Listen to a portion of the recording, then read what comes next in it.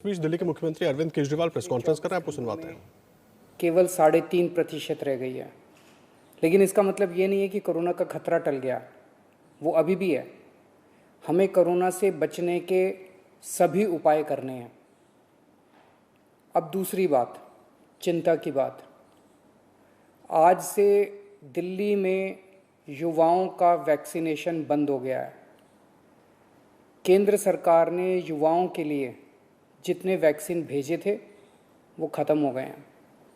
इसीलिए युवाओं के वैक्सीनेशन सेंटर आज से बंद किए जा रहे हैं।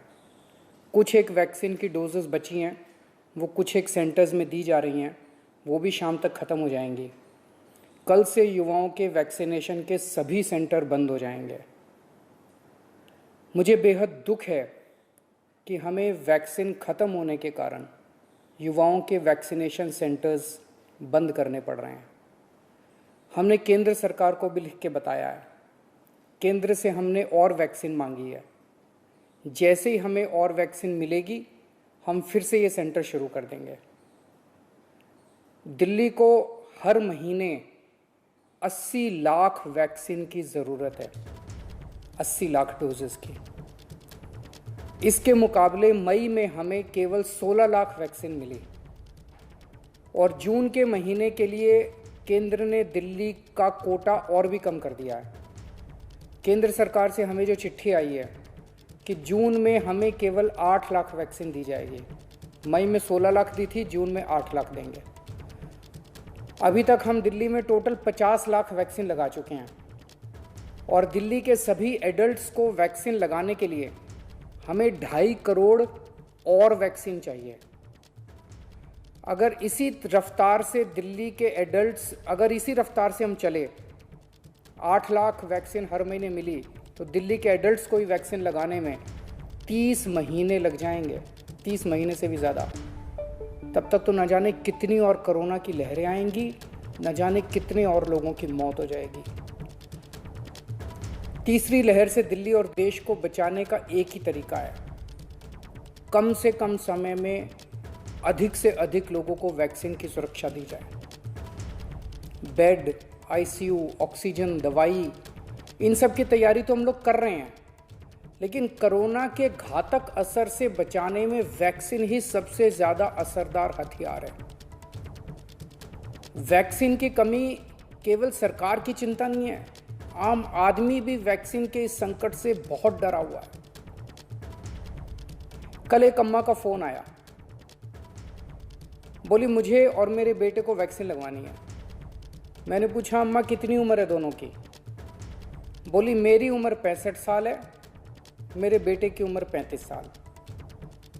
मैंने कहा अम्मा युवाओं की वैक्सीन तो ख़त्म हो गई, आपको लगवा दूंगा। थोड़ा सोच के बोली अच्छा मेरे वाली वैक्सीन मेरे बेटे को लगवा दे, वो नौकरी के लिए घर से बाहर जाता है, मैं तो बूढ़ी हो गई, उसे तो आगे परिवार भी संभालना है, इसलिए उसका सुरक्षित रहना जरूरी है। ये सुन के दिल में बहुत पीड़ा हुई। आज वैक्सीन की कमी की वजह से देश में बेहद मुश्किल हालात पैदा हो गए। अगर देश में किसी पिता, किसी बेटे, किसी भाई, किसी माँ, किसी बहन के सामने ये धर्म संकट है कि वो खुद वैक्सीन ले या अपने परिवार के युवाओं के लिए छोड़ दे, तो इससे ज़्यादा दुखद बात और क्या हो सकती है। कोरोना से लोगों की जान बचाने के लिए हमें देश में वैक्सीन की उपलब्धता तुरंत बढ़ानी पड़ेगी। इसके लिए केंद्र सरकार को मेरे 4 सुझाव हैं। पहला, भारतीय बायोटेक कंपनी जो कोवैक्सीन बनाती है, वो अपनी वैक्सीन का फॉर्मूला दूसरी कंपनियों को देने को तैयार हो गई है। देश में वैक्सीन बनाने वाली ढेरों कंपनियां हैं। केंद्र सरकार तुरंत उन सभी कंपनियों को बुलाए और उन्हें आदेश दे, उनसे रिक्वेस्ट ना करे, उन्हें आदेश दे कि वे सभी कंपनियां युद्ध स्तर पर समयबद्ध तरीके से वैक्सीन बनाना तुरंत चालू करें। मैं पूरी विनम्रता से कहना चाहता हूं कि इन सभी कंपनियों को अगले 24 घंटे में बुलाकर ये आदेश दिए जाएं। मेरी बात को अन्यथा ना लिया जाए। इस वक्त एक एक दिन कीमती है, इसलिए मैं ये बात कह रहा हूं। दूसरा सुझाव, सभी विदेशी वैक्सीन जितनी विदेशी वैक्सीन है उनको भारत में इस्तेमाल करने की तुरंत इजाज़त दी जाए। ये भी 24 घंटे में होना चाहिए, इसमें भी बिल्कुल देरी ना की जाए। और विदेशी वैक्सीन के जितने निर्माता हैं उनसे भारत सरकार बात करे। अभी भारत सरकार ने राज्यों पे छोड़ दिया कि स्टेट्स बात करें, हर राज्य अपने अपने स्तर पे विदेशी कंपनी वालों से बात करे। ये कोई अच्छा लगता है?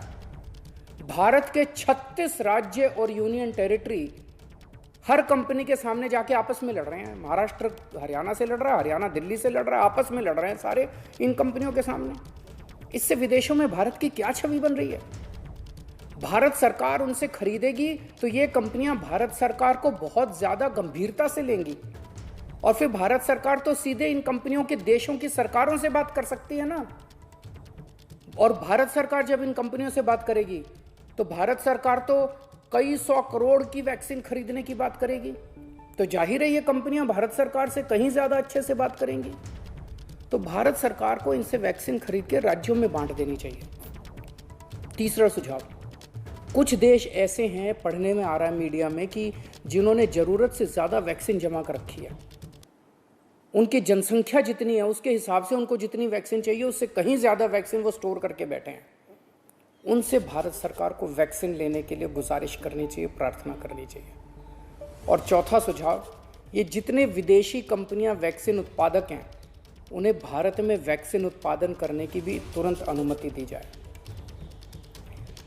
अंत में मेरा केंद्र सरकार से यही अनुरोध है कि दिल्ली को तुरंत वैक्सीन उपलब्ध करवाई जाए ताकि हम फिर से वैक्सीन लगाना चालू करें, अपने वैक्सीनेशन सेंटर खोलें और दिल्ली का वैक्सीन का कोटा भी बढ़ाया जाए। कोरोना की इस लहर में सबसे ज़्यादा युवा जिंदगियों का नुकसान हुआ है, युवाओं की मौत हुई है और दिल्ली में इस वक्त युवाओं के कोटे की वैक्सीन ख़त्म हो गई है। नमस्कार। तो दिल्ली के मुख्यमंत्री अरविंद केजरीवाल को सुन रहे थे आप, जिन्होंने जानकारी दी कि युवाओं के वैक्सीनेशन सेंटर आज से बंद किए जा रहे हैं। कुछ ही वैक्सीन बची हैं और कल तक बाकी सेंटर्स भी बंद हो जाएंगे। केंद्र से अनुरोध किया है कि वो ज्यादा से ज्यादा वैक्सीन दिल्ली को दे। जो कोटा है उस कोटे से भी कम वैक्सीन दिल्ली को मिल रही है। और 4 सुझाव भी केंद्र सरकार को दिए हैं और ये भी कहा है कि इस पर जल्द से जल्द अमल भी होना चाहिए, तो उससे हालात सुधरेंगे। और दिल्ली से सुरभि काक हमारे साथ जुड़ गई है, हमारी सहयोगी। सुरभि, वैक्सीनेशन की कमी को लेकर अभी अरविंद केजरीवाल ने अपनी प्रेस कॉन्फ्रेंस खत्म की। उन्होंने कई सवाल उठा दिए। दिल्ली का जो तय कोटा है उससे भी कम वैक्सीन हमें मिल रही है और जून में और कम वैक्सीन मिलेगी और सेंटर्स बंद करने की बात, पूरी बात क्या है और किस तरह से वैक्सीन मिल रही है अभी दिल्ली को? जी आदर्श, देखिए सुबह से ही हम राजधानी दिल्ली के अलग अलग सेंटर्स में जा रहे हैं। अगर हम मई महीने के शुरुआती दिनों की बात करें तो तब 18 से 44 साल तक के लोगों के लिए जो कोविड टीकाकरण है वो उपलब्ध करवाया गया था और 368 सेंटर जो हैं 76 स्कूलों में खोले गए थे, जहां पर 18 से 44 साल के लोग कोविन ऐप पर अपना रजिस्ट्रेशन करके टीकाकरण करवा सकते थे। लेकिन आज सुबह जब हम तमाम सेंटर्स पर पहुंचे तो हमने देखा कि कैसे वहां सेंटर्स के दरवाजे जो हैं वो बंद पड़े थे और इसकी जानकारी जो है दिल्ली सरकार पिछले ही हफ्ते दे चुकी है। शुक्रवार को प्रेस कॉन्फ्रेंस कर उन्होंने ये जानकारी दी कि कैसे 262 सेंटर जो है वो बंद हो गए हैं और शनिवार से 133 जो बचे हुए सेंटर हैं उन्हें भी बंद करना पड़ जाएगा। और आज सुबह से हमने जितने भी सेंटर्स के चक्कर लगाए हैं वहां पर यही ही स्थिति है और इस वक्त भी हम वेस्ट विनोद नगर में हैं और यहाँ इस सेंटर की तस्वीरें देखिए आदर्श, यहाँ पर एकदम आपको सन्नाटा जो है पसरा हुआ नजर आएगा। हम आपको बता दें कि 45 वर्ष से ज़्यादा उम्र के लोग जो हैं वो यहाँ आकर ऑन द स्पॉट रजिस्ट्रेशन करवा के भी कोविशील्ड का टीका जो है वो लगवा पा रहे हैं, लेकिन 18 से 44 साल तक के लोगों के बीच में यहाँ पर टीका नहीं लगाया जा रहा है। और हमारे सामने काफ़ी लोग यहाँ पर आए भी पता करने के लिए कि क्या टीका लग रहा है नहीं लग रहा है, लेकिन हताश होकर वो यहाँ से वापस जा रहे हैं। जी सुरभि, बहुत धन्यवाद आपका। और इसीलिए अरविंद केजरीवाल ने प्रेस कॉन्फ्रेंस की और जानकारी दी कि वैक्सीन युवाओं के लिए बिल्कुल नहीं बची है और केंद्र से अपील की है कि ज्यादा से ज्यादा वैक्सीन दें।